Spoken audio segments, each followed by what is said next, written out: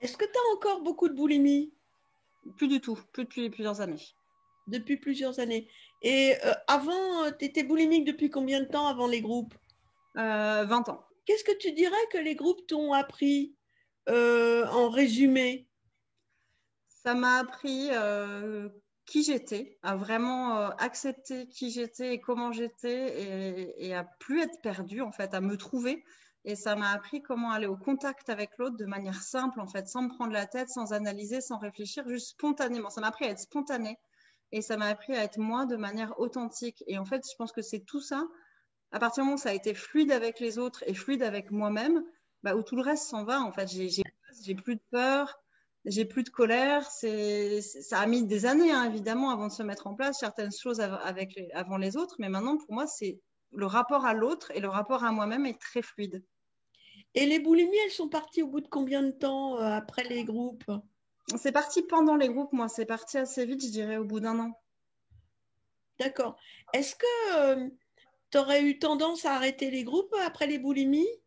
Non, non, parce que en fait, j'ai très vite compris, grâce à toi, que c'était un symptôme d'un problème de personnalité. Et ça, c'était encore là. Tu vois, ça, vraiment, j'avais du mal avec l'intimité avec l'autre, avec le contact, à gérer mes émotions. Et j'ai compris qu'il fallait que je désapprenne tout ce que je pensais être normal pour réapprendre à fonctionner bien, de manière authentique. Et ça, c'était vraiment tellement profond que c'est ce qui fait que je suis restée. C'était ça l'important pour moi.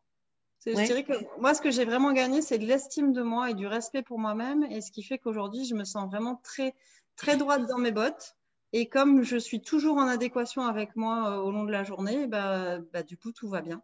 J'ai pas, je fais plus, tu vois, avant, pendant des années, quand je me couchais le soir, je me repassais toute ma journée. Là, j'aurais dû dire ça, là, j'aurais pas dû dire ça, là, j'aurais dû faire ça, c'était l'enfer. Je mettais 1 heure et demie à m'endormir. Et maintenant, je me couche, je m'endors. Parce que bah, je sais que ma journée, elle s'est déroulée de la manière dont j'avais envie qu'elle se déroule, que j'ai fait au mieux avec ce que j'avais à ce moment-là, en étant fidèle à moi-même, en ayant dit non quand j'avais envie de dire non, en ayant dit oui quand j'avais envie de dire oui, et en m'étant écoutée, en ayant respecté les autres tout en m'affirmant et en posant mes limites. J'étais très forte, je pense, mais ça sortait mal, tu vois, ça sortait en colère, ça sortait en rage, ça sortait en je disais rien pendant très très longtemps. J'encaissais, puis d'un coup j'ai explosé en disant bon ben finalement tu m'emmerdes, je me casse quoi.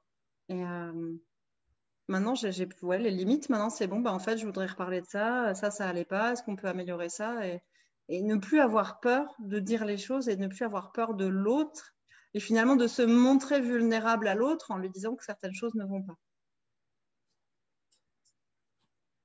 Parce que je pense que je cherchais une perfection de façade, en fait. Je voulais être.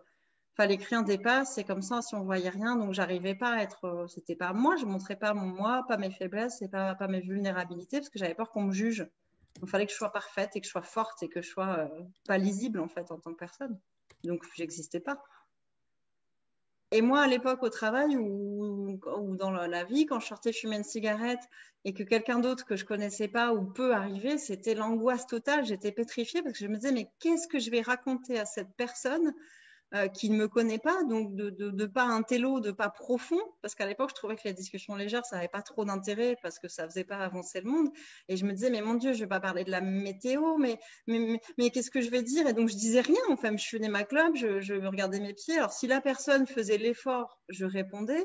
Mais si la personne parlait pas, il y avait ces 10 minutes de silence complètement pesant où tu fumes une cigarette à côté d'un autre être humain et personne ne sait comment rentrer en contact avec l'autre. Alors qu'aujourd'hui, c'est vrai que je croise des gens, je suis là, ah bah bonjour, comment vous allez? Ah là là, ah il fait froid aujourd'hui, ça fait chier. Et puis alors vous faites quoi pour Noël? Vous êtes quoi de prévu pour ce week-end? Ah bah c'est super, ah, mais moi aussi j'aime bien ça. Puis paf, 3 heures après, j'y suis encore. Et qu'est-ce que tu avais fait comme étude? Moi, j'ai fait Hippocane, Sciences Po, j'ai fait un DEA en communication, en sciences de l'information et de la communication, et j'ai fait un DESS en communication des entreprises et des institutions. D'accord? Tu avais quel âge quand tu as intégré les groupes? Alors, c'était en 2011, j'avais 27 ans, j'allais avoir 28 ans. D'accord. Donc Et j'en ai donc, tu as mis combien de temps à 37 faire les aujourd'hui. groupes? Tu les as fait en 2 ans?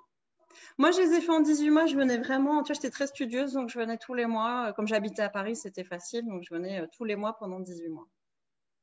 D'accord. Mais ça me Ok. fatiguait, hein. Ça me remuait beaucoup, hein. Je me souviens, je voyais souvent une copine pour dîner le soir après. Et chaque fois, je me disais, oh là là, elle me dit, t'as l'air crevée. Je dis, mais c'était tellement intense. Donc, tu vois, je parlais pas beaucoup, mais ça me faisait bouger énormément de choses parce que je me reconnaissais dans plein d'histoires. Et tu vois, j'avais fait un peu des psychiatres avant, mais voilà, face à face, c'était bon. Bah alors, comment ça va? Mais je dis, mais je peux lui raconter le beau temps, il n'y a pas de souci, hein. Je peux faire des claquettes, j'arriverai à meubler pendant 1 heure. Alors que là, et en plus, je voyais du coup dans les histoires des autres des choses que j'avais même pas identifiées chez moi comme étant déconnant. Et d'un seul coup, mon monde s'écroulait. Je me disais, mais merde, mais moi aussi, je fais ça. Et en fait, quand je le vois chez l'autre, je me rends compte que c'est nul. C'est pas possible, ça peut pas fonctionner comme ça.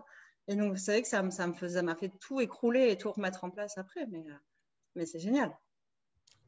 Tu avais fait des psychothérapies avant, plusieurs?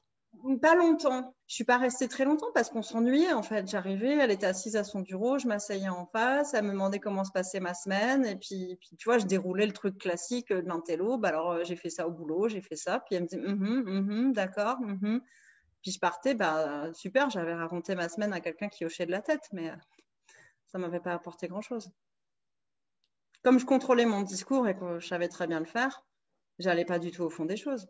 Puis il y avait plein de choses où j'arrivais même pas. Et tu vois, tu peux pas mettre le doigt sur le fait que c'est des choses qui vont pas, parce que c'est ton système à toi. Donc, ce que je me rends compte aujourd'hui, c'est que les émotions négatives des autres ne m'atteignent plus du tout dans mon être. Si quelqu'un est en colère à côté de moi, je reconnais l'émotion de colère, mais je ne l'aperçois pas comme étant dirigée contre moi, et donc ça ne me fait pas de mal. Et idem, si quelqu'un se met à pleurer, ben bien sûr, je ressens l'empathie pour la tristesse, mais ça ne me rend pas triste, ça ne me fait pas du mal. Je vois l'émotion de l'autre, je vois qu'elle existe, je vois qu'elle est présente, je la reconnais, mais elle ne m'atteint pas du tout dans ma sensibilité et dans mes émotions à moi. Est-ce que tu dirais que tu n'es plus hypersensible ou pas? Presque en fait, hein, je me sens empathique, mais je me sens plus hypersensible. Je prends plus du tout les choses personnellement. Je suis plus du tout paranoïaque. Je vois les choses et puis elles m'affectent, je dirais, à un niveau normal. Je me braque plus, je me vexe plus. Ça me fait pas du mal au-delà de ce que ça devrait me faire. Et c'est très très chouette ce que tu dis. Merci beaucoup. De rien. Merci beaucoup parce que c'est un très beau témoignage, ça. Voilà, comme quoi tout peut changer.